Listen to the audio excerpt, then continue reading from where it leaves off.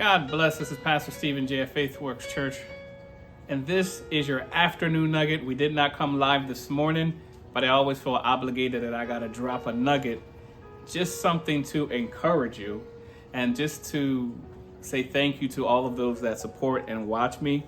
I do so much appreciate it. We are going to get right into this afternoon nugget, and it comes from Matthew chapter 22, starting at verse 35, and it says, "Then one of them, which was a lawyer, asked him a question, tempting him, saying, Master, which is the greatest commandment in the law? Jesus said unto him, Thou shalt love the Lord thy God with all thy heart, with all thy soul, and with all thy mind. This is the first and great commandment.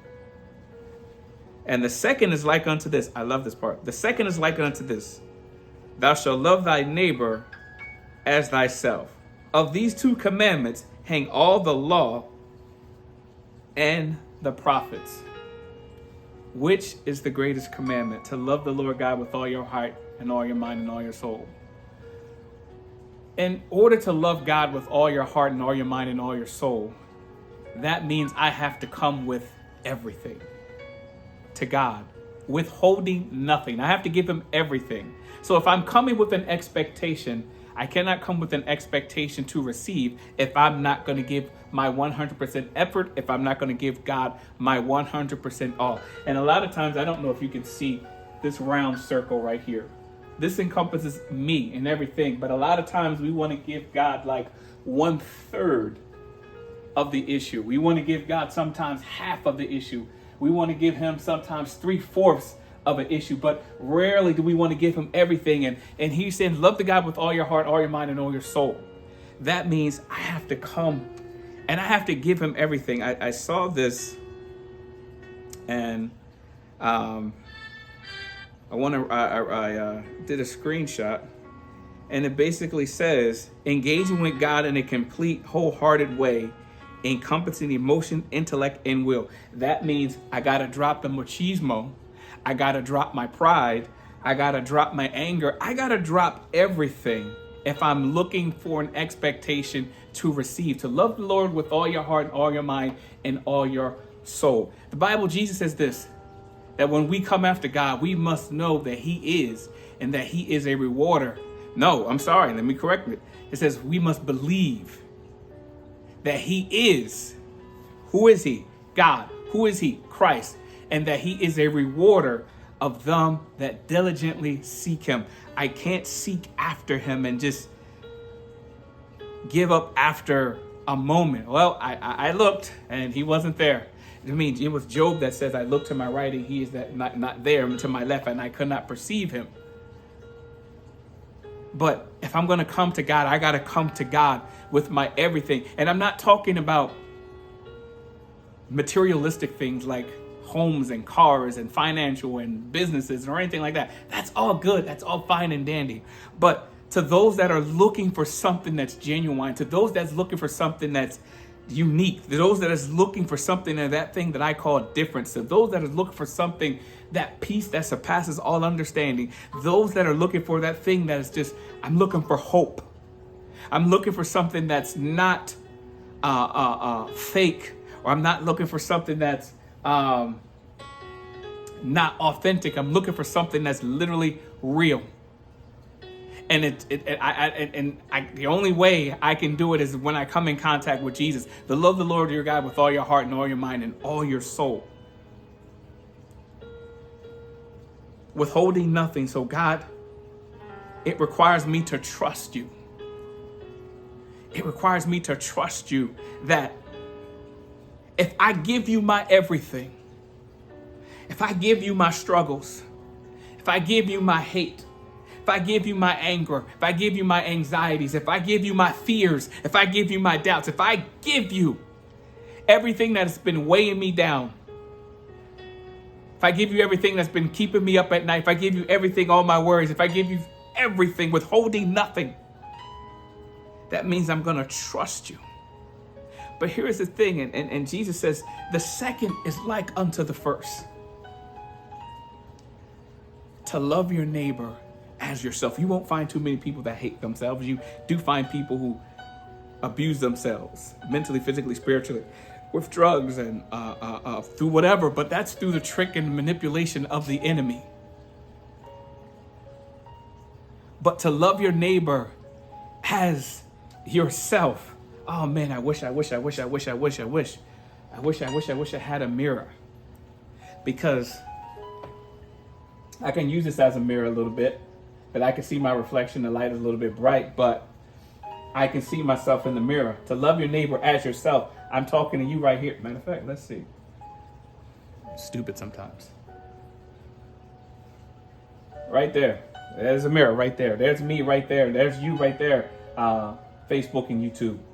But to love your neighbor as yourself. Man, that's a handsome man right there. But to love your neighbor as yourself.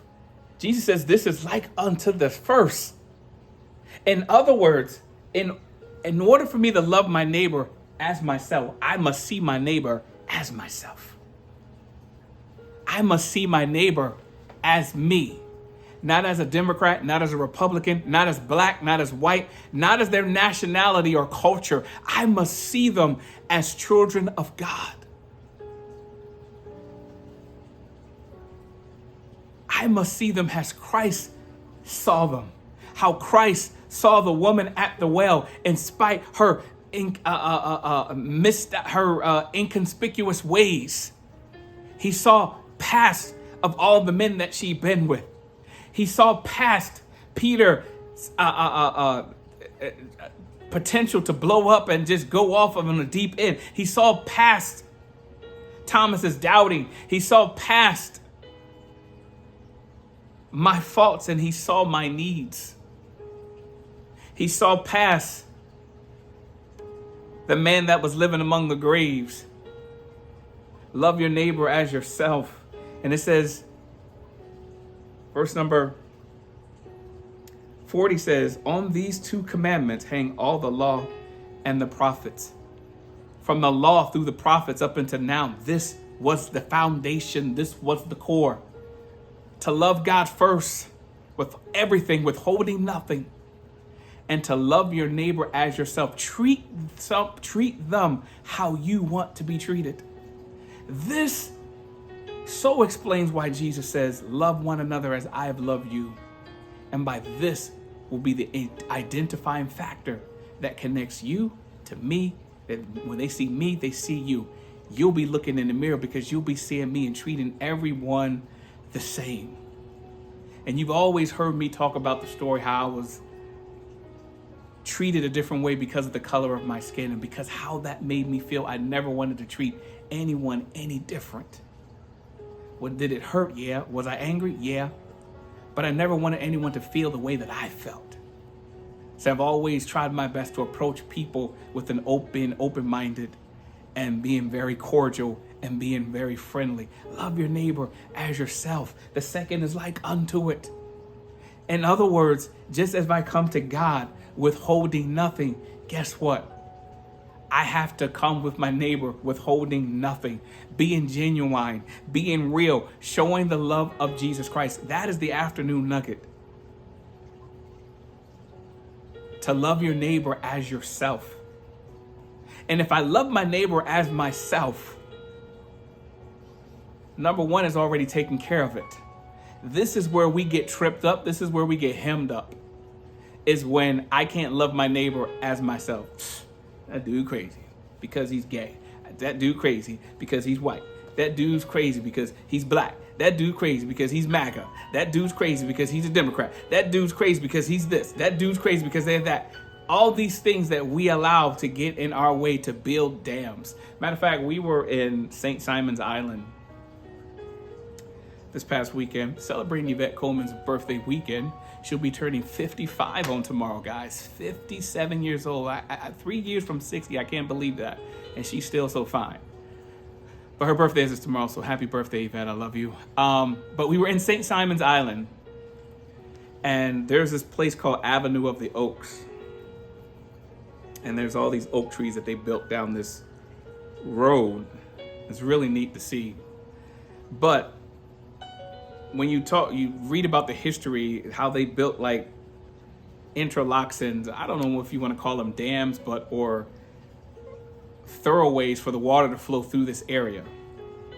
They use wood, like from the oak trees back in the 1800s. And the one thing that I saw was those things that's dividing the land and holding the water in place and allowing it to flow is still wood from that era. So that wood that they put in years ago, back in the day, is still standing the test of time. Love your neighbor as yourself. When you do it with a genuine heart because you're connected and loving God with all your heart and all your mind, guess what? That is going to stand the test of time. While we were in St. Simon's Island, we saw the slave cabins that they built out of seashells and clams and stuff like that, that stood the test of times and hurricanes and everything like that. That's all God is asking us to do. Let that be your foundation. Jesus said that the man that built his house on a sand went through trials and tribulations, and he was unable to withstand those tribulations because his foundation wasn't sturdy and it shifted because he built it upon sand because it looked good. But Jesus also says there was a man that built his home upon a rock, and when life happened, the foundations didn't shift it because it was founded upon a sturdy foundation. Love the Lord your God with all your heart and all your mind and all your soul, and love your neighbor as yourself. That is a firm foundation rooted and grounded in Christ Jesus. And you can never get lost. You can never go wrong with that foundation because it will always stand the test of time and hold you up. Love your neighbor as yourself. That's the nugget for today, is to love your neighbor as yourself. And guess what? You don't even see your neighbor because you're seeing yourself. When you see your neighbor, you don't see the color because you're seeing yourself. You don't see their political affiliation because you're seeing yourself. You don't see anything but a mirror image of yourself, which should be a mirror of Jesus Christ, because the 1 and 2 are connected. Beloved, this is Pastor Stephen J. of Faith Works Church. This right here is your afternoon nugget. God bless you. I'll see you next week. Remember, let's continue to pray for this nation. Let's continue to pray for the people in Israel, Palestine, and Ukraine. Let's continue to pray for one another. God bless, and I'll see you next week.